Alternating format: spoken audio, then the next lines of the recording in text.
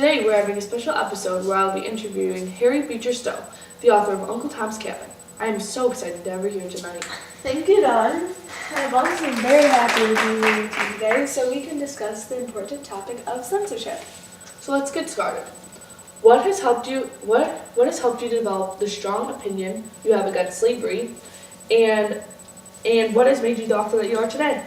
Well, I was 7 of 13 children, and I would say every family member of mine has helped shape me to be who I am today. My sister, Catherine, was the founder of Hartford Female Academy, and that was where I got my education to be an author. And then my father was an outspoken religious leader, and that was where I learned how to speak my mind. And then my brother, Henry Ward Beecher, he was a preacher and the leader of an abolitionist movement, and that was where I got my really strong opinion against slavery.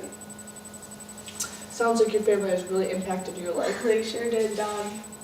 So now let's get to the topic that everyone has been waiting for, Uncle Tom's Cabin. What do you want to know?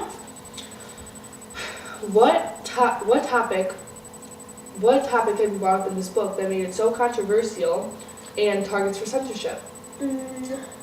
I would say it was the topic of slavery that so many people seem to have a problem with. And a lot of people didn't like how I talked about the life of a slave and how the owners treated them.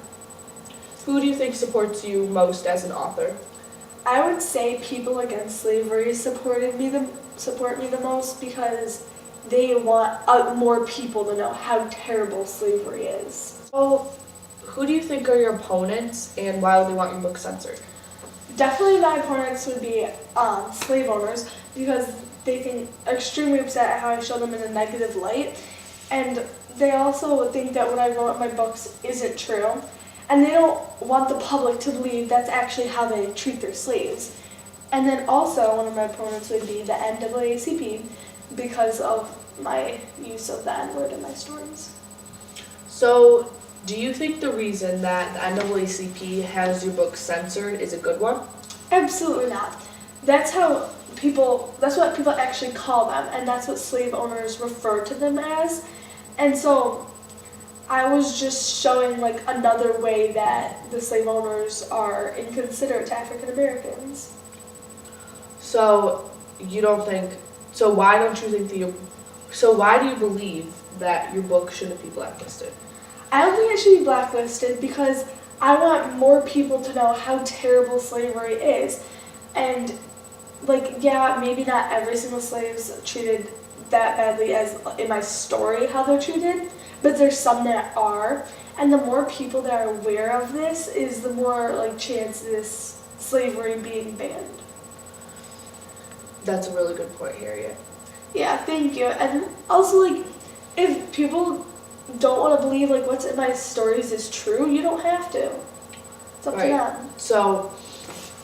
So you don't think that high schoolers shouldn't be able to handle what's in your story?